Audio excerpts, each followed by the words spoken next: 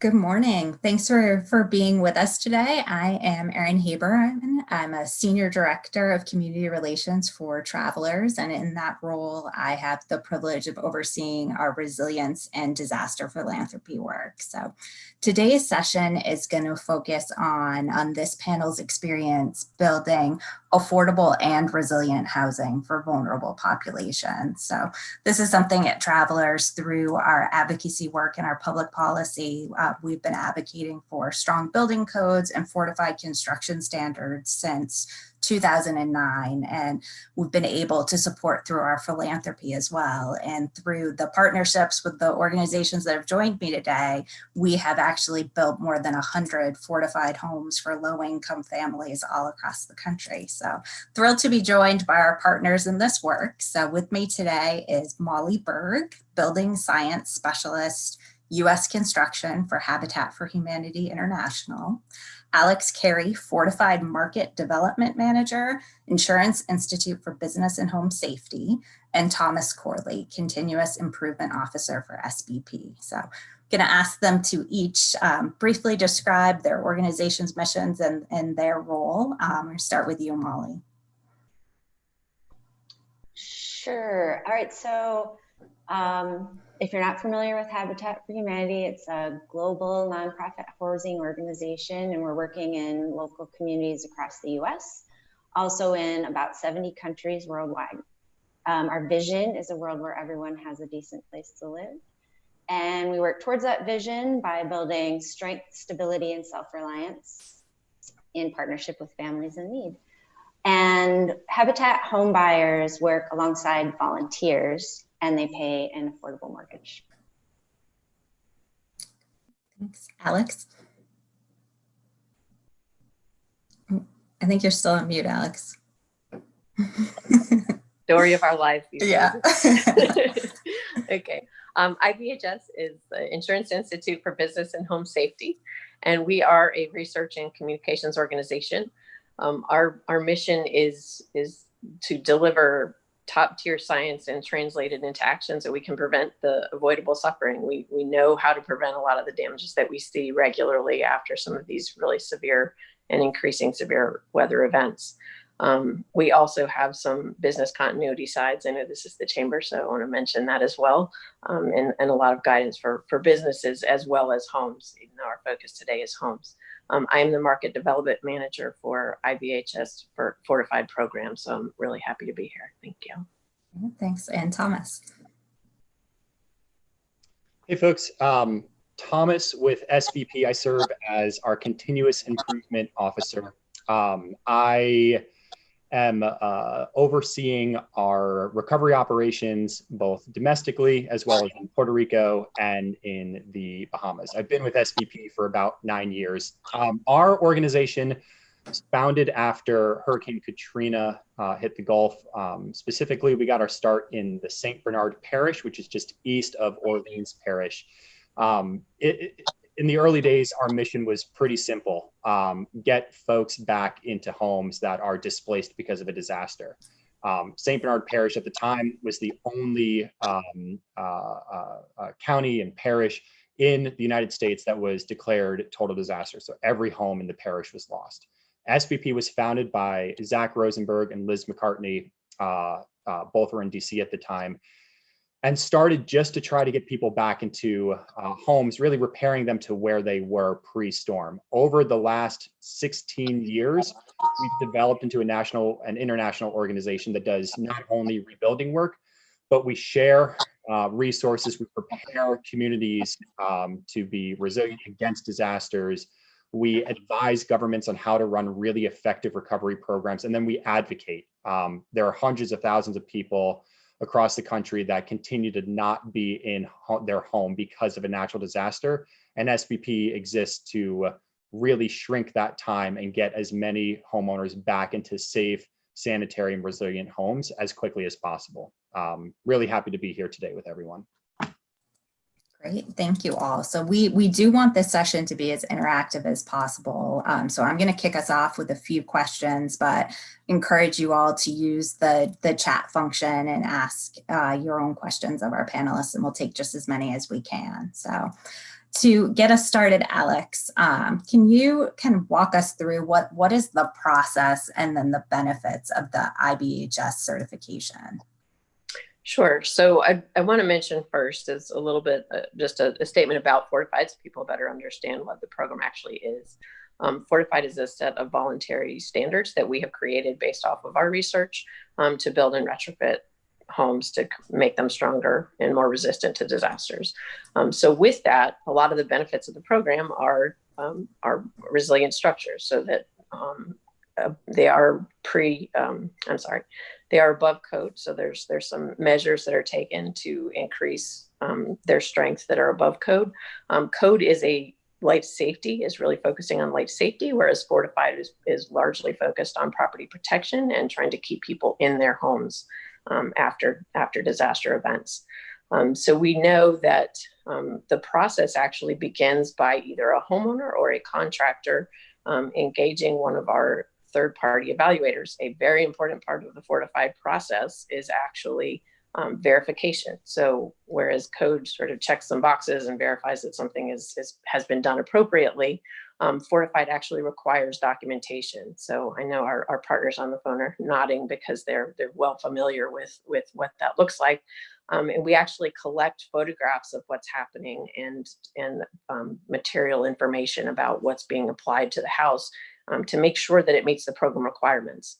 That third-party evaluator actually goes out and inspects the home during the process and or verifies through the collection of the photographs and documentation. And then all of that actually gets submitted to IBHS, and we audit every file. So we then issue a certificate at the end of the process that verifies that the program requirements have been met. In a lot of areas, that certificate actually can yield some benefits for the homeowners. So in some cases, in some states, there are actually insurance credits that are available for that. In some cases, there are tax credits that are available for that. And in some areas where those incentives aren't in place, it actually means that the homeowner probably has some more options for insurance, because the insurance companies do tend to recognize Fortified as a reduced risk. And so that's a benefit to everybody involved, not just the homeowner. So those are some of the bigger benefits. We also have seen in some of the in the areas where we have a larger Fortified market, where there's an increased home value. So that is a really important thing for homeowners that have invested in their home and invested those additional dollars to obtain a Fortified certificate, actually do benefit from an increased home value. And that was a study done by the University of Alabama and University of Mississippi and Auburn University. And that value has actually on average been seen to be about a 7% increase in value. So that's another significant benefit. As far as the cost to fortify a home, I know that's always the first question, is what does that cost? There are there are a variety of ways that a homeowner can actually apply Fortified. New construction is what we've seen a lot of, particularly with our Habitat partners and SPP, although they're starting to engage much more in the re-roofing process, which is a prime opportunity for homeowners to engage, and actually one of the more lower cost opportunities for a homeowner to apply the program. With a new roof, that can generally run anywhere from $1,000 to $2,000 on an average size home. And that includes the cost of the designation. For new construction, we do see that can go up a little bit. In most cases, that's really going to depend on the baseline code that you're starting from. So in many areas, we see the coastal codes are pretty strong, so that sort of narrows the gap in the cost. In the areas where codes are less well enforced or not well adopted, that can be a little bit larger of a gap. But generally speaking, for new construction, that can run anywhere from $1 to $3 a square foot for the additional costs. Thanks, Alex. Can you share some examples of what can be done to a home that take it from just meeting the standard building codes to then fortified, and some of the benefits you've seen with those enhancements and hurricane and other prone areas? Absolutely. So I want to mention first that we do have two programs in the two main programs in the fortified program in the fortified standards. Hurricane, which would apply anywhere in coastal areas where you would expect the hurricanes to be hitting. The second is our high wind program. Each of those programs comes with a hail supplement, which is an additional impact rated roof to protect homes from hail. With both of those programs, the focus really is protecting homes from wind and water intrusion. And so our very first focuses, and one of the most important, is the home's roof, because the roof is the first line of defense in any high wind event. And generally that is what we see the most damage, and even low level wind events, is that the roof cover is damaged. And then once the roof cover is damaged, water can get into the home, and that creates a lot more damage that really magnifies and increases the amount of damage that occurs well beyond the roof into the property that's within the home. So people's belongings start to get damaged, and the other components of the home. So when we're talking about when I mentioned re-roofing as a great opportunity, that's really where we focus first. There are 3 levels to the fortified program: fortified roof, silver, and gold. With existing homes, we really focus on the re-roofing as the opportunity, because people are already going to be putting on a new roof cover, and we want some people to actually take all the old roof cover off so that they can attach the deck, which can literally, with ring shank nails, which creates a double the strength of that fastening of the roof deck to the roof framing members, and then putting on what we call a sealed roof deck. There's several ways to get there, but basically you're sealing up the cracks in the roof deck to keep water from coming in when you lose the roof cover. And then the last part is locking in the roof so that you have a really nice seal around the edge, so that the shingles are adhering to the edge of that roof. And that's really where we start to see the initial damage in any wind event, is that edge gets lost, and then it's a domino effect with the rest of the roof. So those are the things we really focus on first. When we get into the other levels of fortified, we start focusing on openings, because those are another real big vulnerability that can actually impact much more of the home if wind gets into the home. And then we look at, in the gold level, we're looking at what we call a continuous load path. And that's keeping the roof tied to the walls, and then the walls tied to the foundation of the home. So the entire home is acting with the wind pressures, is acting together to keep the whole home together. And with fortified, we're also looking at the weak links, right, and addressing the challenges that, because you're only as strong as your weakest link, and so that's what we're looking at as a systems-based approach. So I'm sorry, can you repeat? I know I answered that part of the question, but You did. Can you share just a couple examples of where you've seen fortified really make the difference for how a homeowner comes out of an event? Absolutely. So we saw some very, very good examples of how fortified performs out in the real world. One is in Michael. We actually did have two habitat homes that were in the direct line of Michael. Both performed extremely well. I want to mention too that with fortified, we are not saying that a home is going to be disaster proof. We really don't want to encourage people to stay if there's a storm event. We're reducing damage. We're not eliminating damage. And that's a really important point I want to make. The reason I say that is one of the homes in Michael actually was in Mexico Beach. He did get water in his home. However, the rest of his home was in very, very good shape. His bottom floor got a little water in it, but the rest of the home performed very, very well, especially in the wind. So within a couple of weeks, he was actually back in his house. And we all know that there are many people in Mexico Beach right now that did not get to move. They're still, many months or even years from coming back. The other, we actually did have some shining habitat examples in that same community of what I know Molly's going to cover in shortly is their Habitat Strong program, which incorporates the fortified program. And we had 6 habitat homes that actually performed quite well. And one of them had very minor damage, but the rest of them had no damage. And they were in one of the higher wind, the areas of the higher wind fields in Michael. The other example I wanted to mention is in North Carolina, where we've had, and I'll talk a little bit about that a little bit later, but we have had a program there through the insurance wind pool that have retrofitted a significant number of homes in the North Carolina coastline. And with that, we had, there's been since 2018, we've had over 700 fortified roofs that have been installed in that area. And then over 1,000 homes, that total, there was 1,000 homes that were actually in the path of Hurricane Dorian. Out of all of those 1,000 homes, we had 5 roof claims total, and then only 2 out of that 1,000 homes that actually had some water come inside. So that was probably one of our larger scale events that we saw, that, you know, a larger number of fortified homes impacted, and they performed extremely well and as designed. That's what we want to see is that type of performance. Thanks, Alex. So Molly, Habitat started with this resilient construction with the partnership with Travelers and IBHS. So can you kind of share with us how you took that small pilot on the Gulf Coast and have turned that into the Habitat Strong program and brought it to your affiliates all across the country?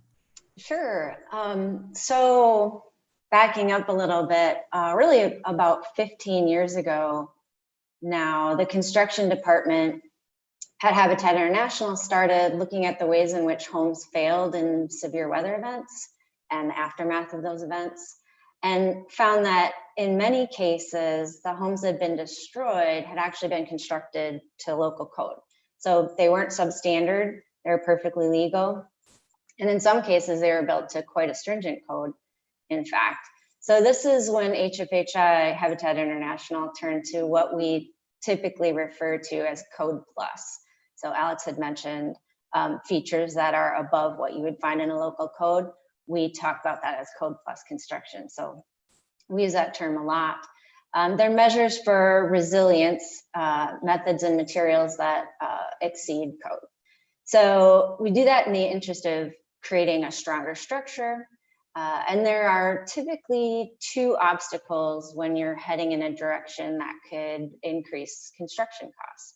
So the first is access to good and tested research. And the second is incentive funding, and possibly not in that order.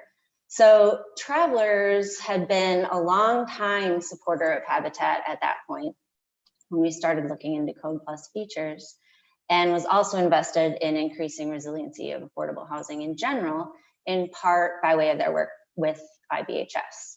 And so the initial pilot was this convergence of forces where IBHS came in with the quality research and technical assistance, and Travelers provided financial incentives, and Habitat provided the successful projects.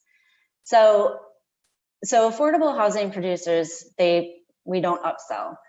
Any additional cost for these Code Plus features isn't recovered in the same way. So the case to affordable housing producers has to be made in a different way. And there's a Habitat overlay for this too, because much of what we do has to be taught to volunteers. That's our model. So Travelers and Habitat and IBHS use this pilot and the pilot projects to not only produce better built homes, which it did, but also to kind of tell this story to other habitats and other housing producers. And the story is, you know, there's Code Plus features that are not much more expensive, and here's the data for that. They're not hard to install, and here's the data for that. And they'll produce a better house for the family when the wind and the rain comes, and that's a when, not an if, and here's the data for that. So thanks to the pilot, we were able to start building a base of information and implementation examples. And with support from Travelers, we've been able to offset the cost of this learning curve. And altogether, this initiated a collection of resources for resilient construction, and we called it Habitat Strong. And so this was our packaged way to introduce this Code Plus method to other areas of the country. And we did that through regional conferences and trainings across the country, but we also used some national events like Habitat International's biennial conference in Atlanta. And we even did a build on the IBHS campus in South Carolina at one point and had people from all over the country, different habitats, come and work there and be able to see what was going on at that facility, which is very impressive if you have a chance to check it out. So Habitat Strong was able to provide affiliates this information that they needed to make decisions about more resilient methods and materials. And now there are really affiliates all across the country building Habitat Strong to some degree. Thank you. So, Thomas, SBP is a response organization. You come in after disaster, you're helping to rebuild, rehab homes. How have you been able to incorporate the fortified work since you're not building from the ground up? Yeah, that's a great question. So a couple of things. I think for those who may not be deeply familiar with the disaster recovery landscape, I mean, you can envision Houston right after Harvey, New Orleans right after Katrina, New York and New Jersey right after Sandy. And what you're going to have within 48 hours is many groups, many people that want to do a bunch of good for a bunch of hurting people. Like, it's just as simple as that. Everyone gets there and wants to do some good. And there's, in some ways, I think of it like there's just a ton of bleed. There are homeowners that don't have electricity, don't have plumbing, can't get back into their home, have nowhere to go. And so, of course, the first thing that you want to do is try to get people back home. But in that moment where you have all of these resources and all of this need, and the instinct is just to serve, there isn't always a roadmap or even a blueprint for what's the best way for us to do it. It's just, let's get them back home in the most efficient way we can. And for the first 10 years of SBP's build experience, that was our methodology. How could we ask someone to wait one more year for services? Like, let's just get them home. And we did so with focus on efficiency, using easily replaceable materials if there was a repetitive loss moment. But there wasn't a ton of forward thinking into how do we make sure that SBP never has to come back.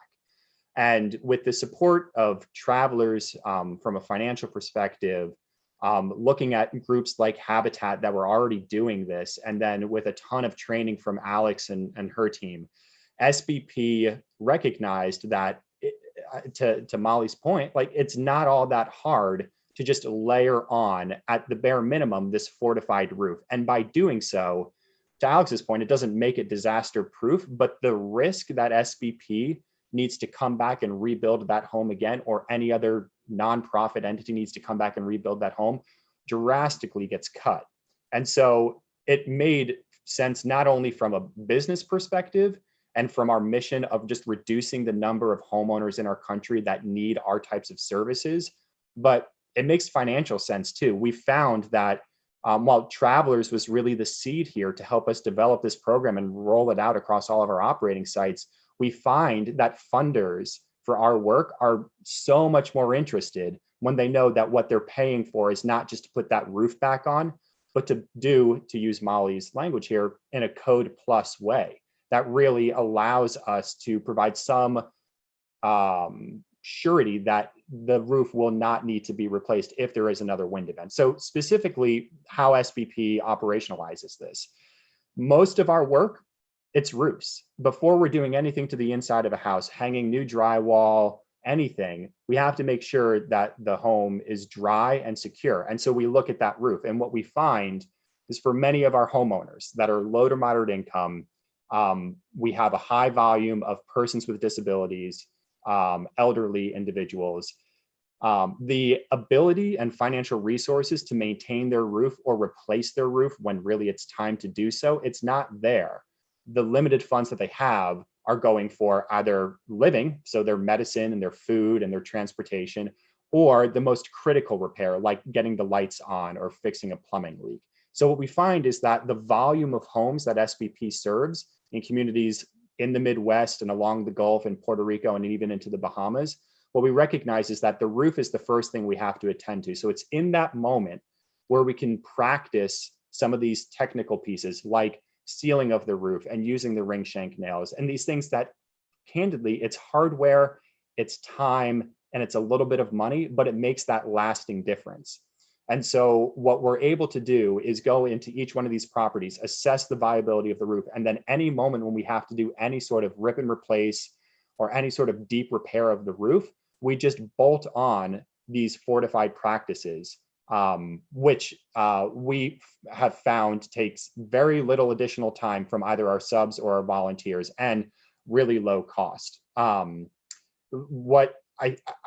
It is more challenging, to Erin's point here, it is more challenging to layer on the silver or gold standard to a rebuilt structure. If we're not pulling all of the windows out and completely reframing, it's very challenging to get to that gold or silver standard. What's exciting for SBP though, is in all of our really modeling after Habitat, all of our new construction that we do, we're pursuing that gold standard. And so right now in New Orleans in the lower 9th Ward, we are mid-development of a 23 structure, 56 unit, so they're doubles, development in New Orleans. And each one of these units will be to the gold standard.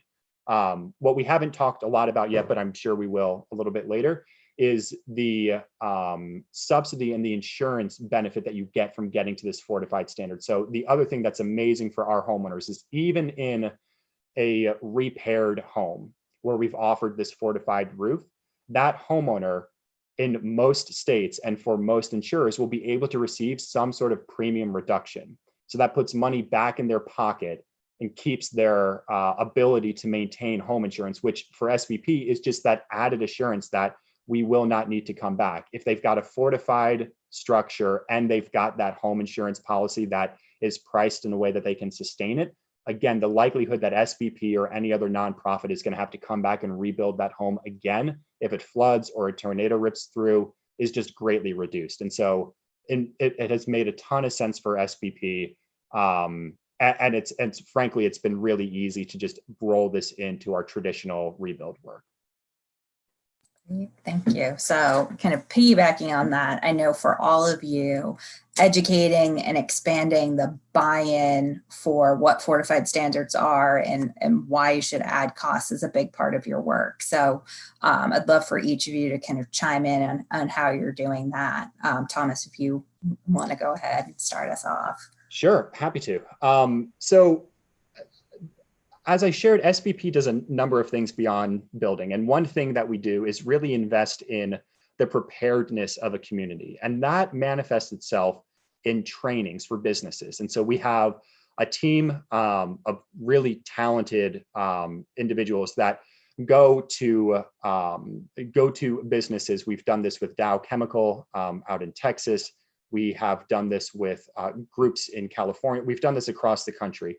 But we train businesses on some of these preparedness practices, such as having homeowners insurance and having your documents collected so that if you do need to file a claim, you're prepared. But what we've also begun to do is really describe the importance of having a fortified home, because from a business perspective, the more resilient your workforce is and the more resilient your community is, the economy will come back more quickly. What we saw in Joplin, Missouri, where I was for about 4 years, is it took about 1.5 years before that economy really began to come back. And before individuals could even come back to work, because a total loss with nowhere to go and the rental market was completely wiped out in Joplin, Missouri, it was very challenging for employees to find a place to stay within Joplin and continue to operate out of those businesses. And so what we've done from a business perspective is coach and counsel on the importance of these fortified practices in creating a more resilient workforce and a more resilient economy. What we've also done, there are kind of two other audiences.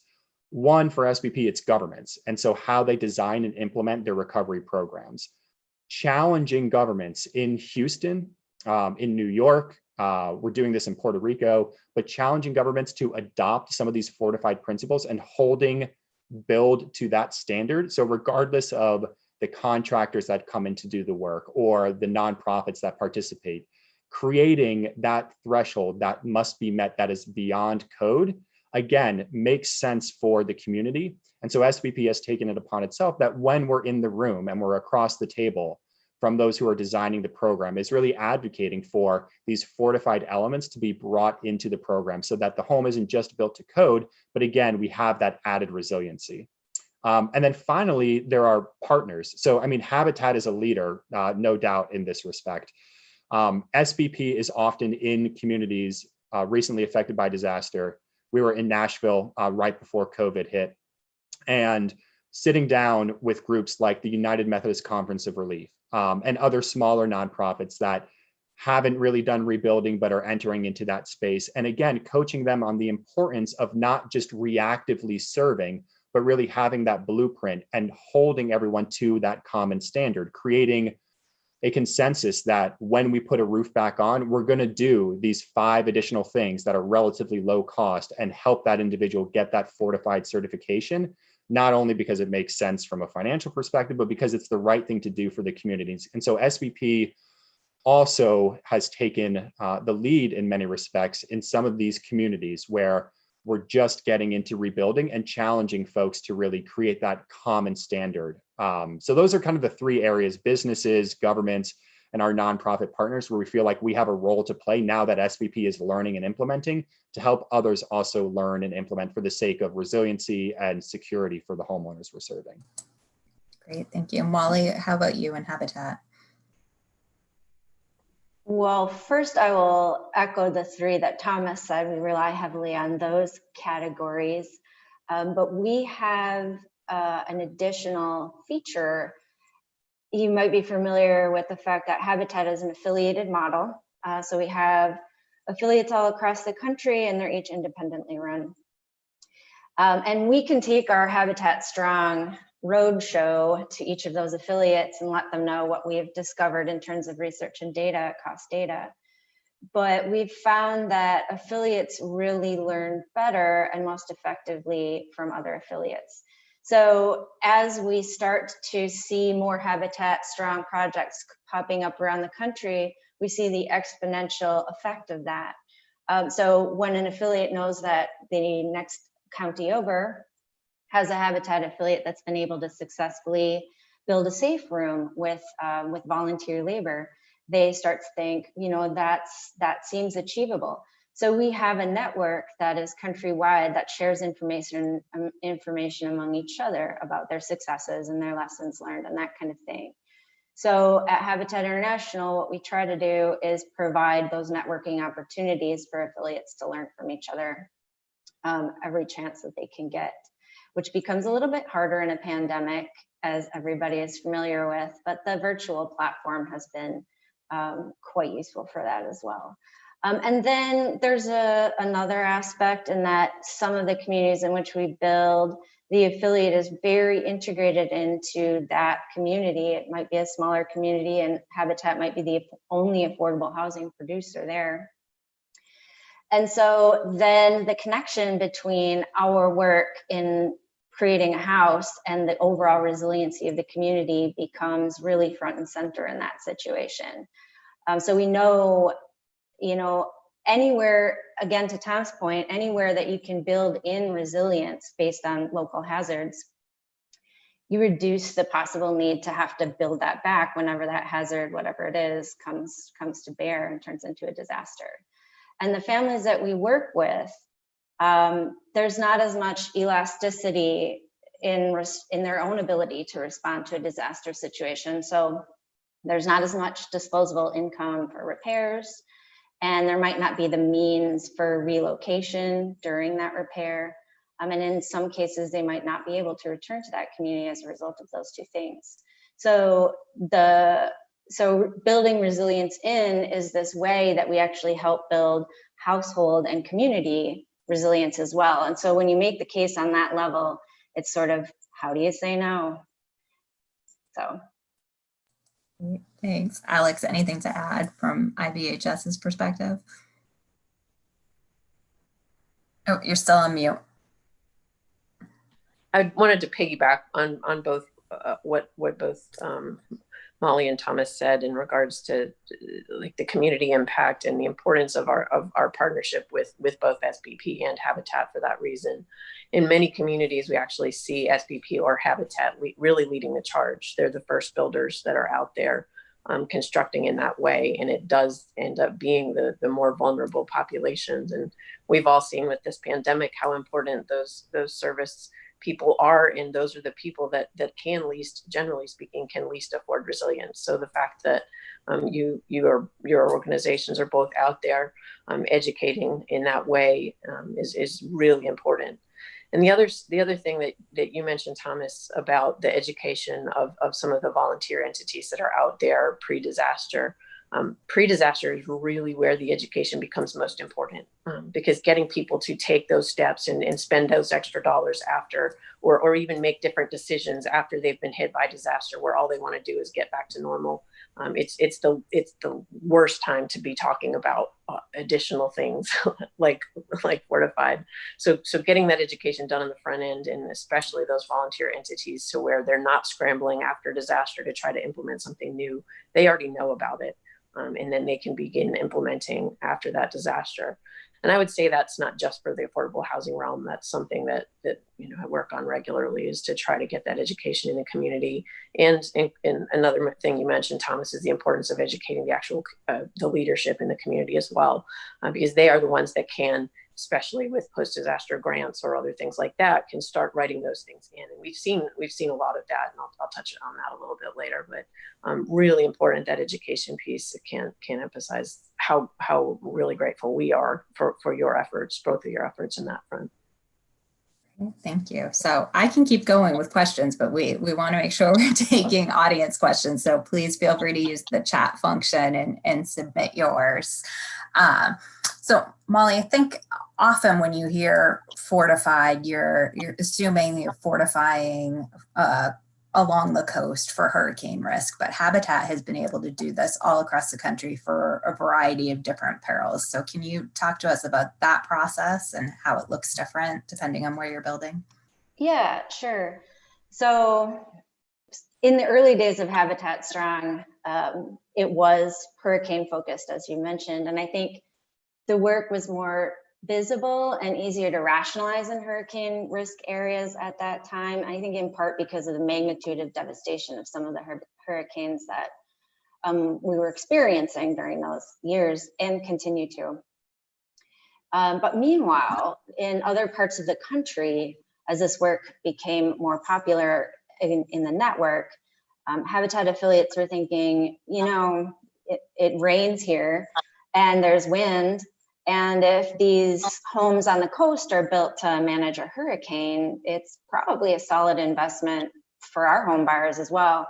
And while we're at it, what other hazards should we consider based on where we build? And so as a result, the work is showing up in more places and in additional ways across the country. So there are Habitat Strong projects up in Washington State. So they're building with the taped roof deck seams, as Alex had mentioned earlier, to reduce the damage that can be caused by that wind-driven rain that's popular up there. There are Habitat Strong projects in Minnesota that are using this continuous load path that Alex mentioned to strengthen the structure in the face of straight line winds, which happen here. That's a tell, I'm based in Minnesota. And winds in tornado proximity. And then projects in California are designed with these no and low cost wildfire resilience tactics, like defensible space around the home. And then affiliates in the Midwest and into the South, I'd mentioned earlier, safe rooms. We have a few designs that are able to be constructed with volunteers that actually meet FEMA compliance. So we're finding more affiliates engaged in that activity.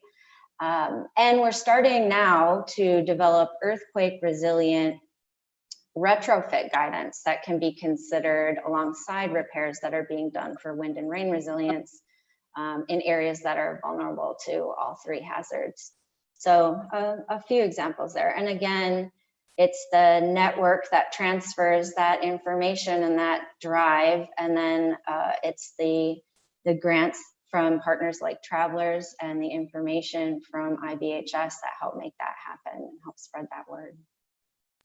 Thank you. So we've talked a lot about the Travelers partnerships, but Alex, I know there are a lot of other collaborations out there that are increasing the stock of fortified construction. Can you share some of the stronger, more successful examples that you've come across?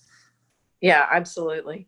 I think some of the more shining examples and where we've seen a lot of scale is both the NCIUA, or the North Carolina Insurance Wind Pool. They've been able to retrofit a significant number of homes through their retrofit program. They actually have a grant program and an endorsement for some of their policyholders, and they have, I believe, they're approaching in the 12 to 1500 mark now of applicants and starting to retrofit all of those homes and put on new roofs. The other one is the Strengthen Alabama Homes program, which is being run by the State Department of Insurance.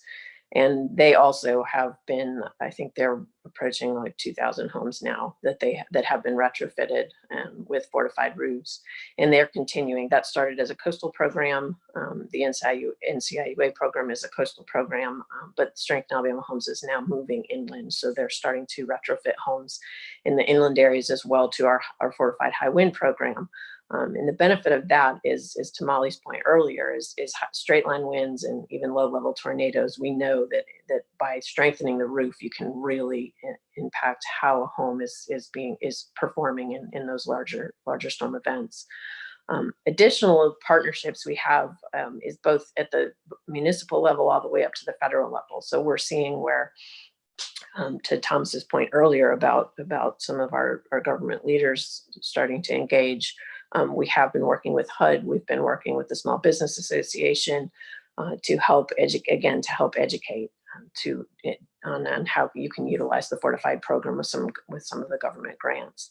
And we've actually seen where the General Land Office in Texas, which is where all of the disaster funding is flowing, particularly for Harvey of late. But they're actually implementing the fortified program. They're not getting designations on those homes, but they are requiring that all of the fortified roof components are done for all of the homes that they're funding for repairs and recovery. So those are some of the larger ones, but we have them at all levels, and we're really excited about those partnerships because they're helping to strengthen communities across the country. Great. And what are the funding sources that you're seeing become available for just a homeowner that might not be a Habitat client, might not be rebuilding after disaster, but just wants to strengthen their home, but feels like I can't even put a regular new roof on my home. How am I going to accomplish a fortified standard? So one of the ones that comes to mind specifically is an organization or a funding mechanism called My Strong Home. They recently teamed up with the National Energy Improvement Fund. And so that partnership, I think, is going to really expand the reach of homeowners being able to engage in the program and get funding for fortified. That one is a really interesting model, and it's really the first of its kind where it's using some of the insurance credits that are available in some of these states to actually pay back a low interest loan. So they're really targeting low to moderate income families and being able to offer them loans to be able to retrofit their roofs, and then you'll see those benefits long term. Addition to that, we are seeing in some coastal counties where insurance companies are actually offering endorsements, meaning that a homeowner can either purchase, or in some of the wind pool situations, they're getting that for free, where after a storm event, when a homeowner has a claim, this is sort of a post-event situation, but they will be able to utilize that endorsement to upgrade the roof to a fortified roof. So those are some other things for homeowners to kind of keep an eye on, particularly in coastal states. Thank you. And Thomas, you mentioned that insurance costs are something that you're looking at with the homeowners that you're able to put into a fortified home. Can you talk to us about the work you're doing in Mississippi? Yeah, so I'm really, really excited about this initiative. Again, like it's thanks to Travelers and just their support and care for this work. So as I shared, I mean, when we look at communities that are either in a area that is commonly affected by a disaster, Tornado Alley, along the Gulf, along the East Coast, what we know is that there are a couple of things that increase the likelihood that a home will be able to withstand a disaster and will not need services from a nonprofit or government agency to rebuild. Those things are, number one, having a well-built, fortified, strong home. And the second thing is home insurance. What SBP finds is that the volume of homeowners that we serve that simply are underinsured or uninsured is pretty significant. Those who have a healthy homeowners insurance policy and can navigate the process of filing a claim, they get their needs met. And so the folks that come to SBP, and the homeowners that are looking for services, are those that really have no other resources. So in the vein of preparedness, what SBP has done this year is kind of pivot our sort of operations and production mindset. Largely, I oversee our operations and our production with help from our co-founder, Liz. What we focus on is efficiently rebuilding post-disaster. And a lot of our preparedness work is the training and the advising and consulting work that we do. Instead, what we're going to do this year is we're going to take a little bit of our operations mindset and put it into practice in a community prior to it being affected by a disaster. And so what we are piloting this year is a program along the Gulf in Mississippi. And SBP is aiming to identify a small group of homeowners that, the best way I can describe it is, they're kind of in this donut hole. And so they're homeowners that are low income, that recognize the value of a home insurance policy, but within the current market can't afford a traditional policy. If SBP were able to offer that fortified roof and help them navigate the process of getting county, state subsidies and any premium reduction from a home insurer, the policy would become affordable, therefore increasing the concentration of insured homeowners in a community that is likely going to be affected by a natural disaster in the next 10, 20, or 30 years. And the idea here is that if this, and to be clear, this is a pilot. I mean, this is it's a hypothesis. It's something we either have to prove or disprove.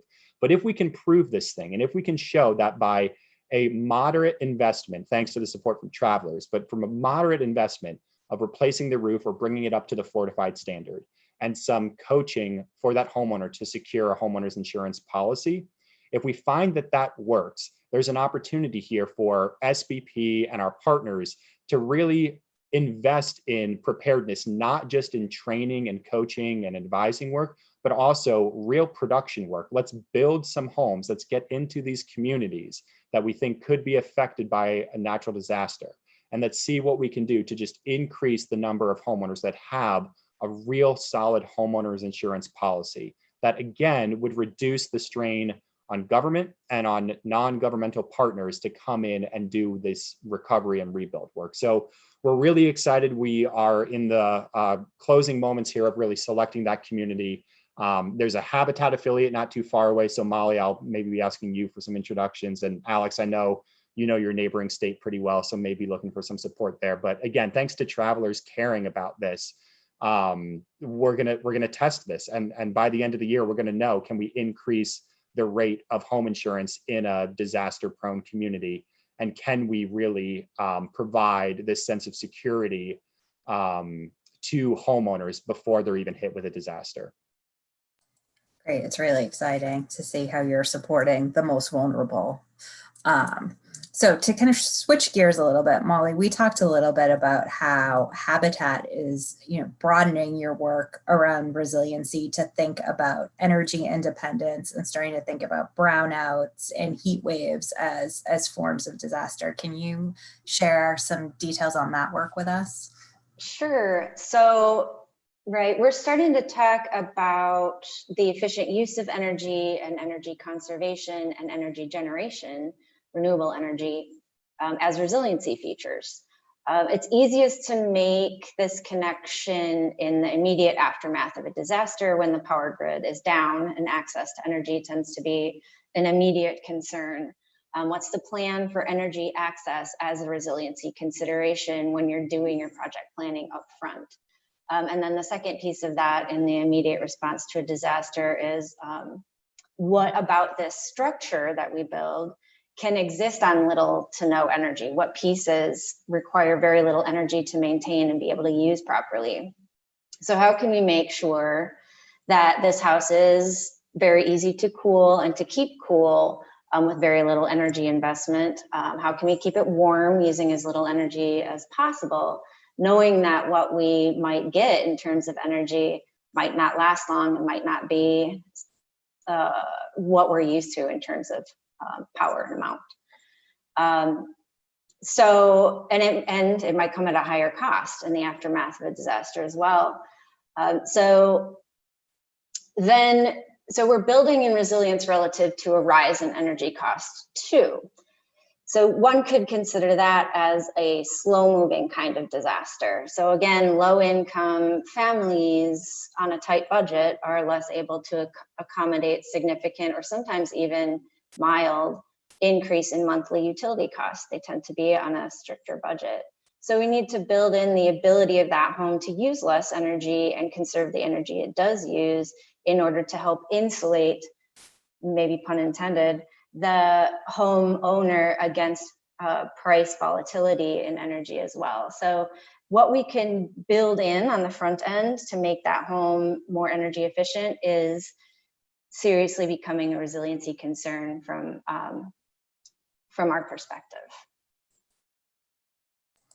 Great, thank you. So we are in the middle of a global pandemic. We are all together virtually instead of together at the conference. How has the pandemic impacted how you're working? Are you able to keep construction going, get families into homes?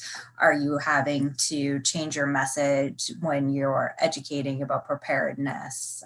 Thomas, we'll start with you. So I think what's become clear to all of us that are, all of us, but especially I think those of us that are in the housing space, is the importance of home. I mean, in the last 6 months here, home has transformed into being schools, your therapist's office, your gym, like just what home means to people now. And the sense of, I guess, security that home can provide, I think now more than ever is just, it's so apparent to us. And so at SBP, I think what we've done quite a few things during this time and kind of shifting our methodology and our thinking about how we continue to provide services when, communities like New York and Puerto Rico are on full-on construction lockdown and we can't run anything. We've thought about a lot of things. One is, I think, doubling down on our investment in resilient and efficient build practices. We know what home means in blue skies. We know what home means exactly after a disaster. And now we know what home means in the midst of a pandemic. And I think it's our moral obligation to find a way to create and preserve housing for our most vulnerable neighbors. What SBP has also had to do is really begin to think through how can we provide our services that generally require people to come together. It's volunteers coming from out of state in a tight van, sometimes sleeping 4 people to a hotel room or on a school floor to rebuild. How do we accommodate this new normal? And in the midst of storm season, how does SBP think about responding? And whether it's standing up a new brick and mortar or providing some advice services, like how do we do this? And if I said that SBP had all the answers, I'd be kidding you. I think we've got a couple of things that we're beta testing this year that will help us. Some remote technology to do estimates and some drone technology to help us understand where there's great need. We're fortunate to have some really great partners in the insurance space, including Travelers, that can help us understand just from a data and demographic perspective where SBP is needed most. But I think what has been most inspiring for me and from the lane that I'm in at SBP is recognizing the grit and determination of our team to be both curious connectors, but then live by one of our values, which is the mom rule. And the mom rule simply is the way that we operate and the way that we provide services is it what we would expect for our own mothers. And what we have found is our team leaning into the deep belief that now more than ever, home means something to our families. We must do what we can to preserve and make these homes as resilient as possible. And we would expect nothing else or nothing less for our own mothers. And so by rallying our teams, by leveraging subcontractors, by securing some funding support to help relocate homeowners so we can get in there and still get the work done, we're actively finding ways to bridge the gap and make sure that we're continuing to serve as many people as we can, that we're positioned well to respond to whatever disaster, ideally none, but whatever may hit us this year. And then continuing to lean into preserving this housing stock for our clients and for our homeowners, so that for years to come, it can continue to be that safe space where folks can live and be with family. Thank you. Molly, Alex, either of you want to chime in? Sure. You want to go first, Alex? Well, so we just think about a stay-at-home order and realizing that we're in the middle of an affordable housing crisis, and there are a lot of people who don't have a home to stay at. So it's time to double down on our efforts to create safe shelter options for people. And in addition to not, there's a sense of urgency, but we can't sacrifice quality in this sense of urgency because of some of the things that we've mentioned before. The families that we work with are the least able to shoulder the aftermath of a disaster, and the least able to accommodate what happens if you're in substandard shelter. So the quality of the homes that we produce, we have to double down, because now that we have to stay at home longer, that home becomes quite a lifeline that without, we don't have the ability to even protect ourselves against disease. So COVID is really bringing to the fore the fact that sheltering at home means you have to have a home to go to. So we have to keep that in mind. Alex, we're in hurricane season, and it's predicted to be a pretty bad one this year. How is IBHS getting the preparedness message out? Yeah, so I think the first message is that even in the pandemic is certainly taking the forefront of all of our worlds right now, but that unfortunately strong storms and hurricanes really doesn't impact them. So we've ramped up our efforts to help educate homeowners on what they can do to help shore their home, because obviously many more people, that's where they are going to have to shelter in place.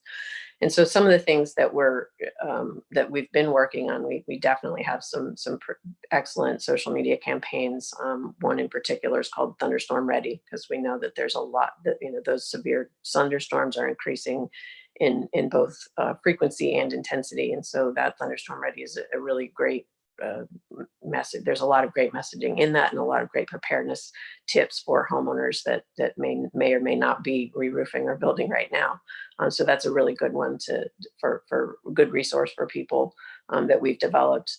In addition to that, I think we have not seen a real reduction in, construction has been deemed essential nationally. So we really haven't seen a reduction in the number of homeowners that are re-roofing, and that in the new construction, that the contractors are still engaging in the program, which is good news, because we're continuing to see more and more fortified homes on the ground. And that includes SBP and Habitat. Both of your organizations are continuing to create safe spaces for people utilizing the fortified program. But I do think it really hits home, no pun intended, that people need to really pay attention to preparedness now more than ever, to protect the space that we're all spending much more time in.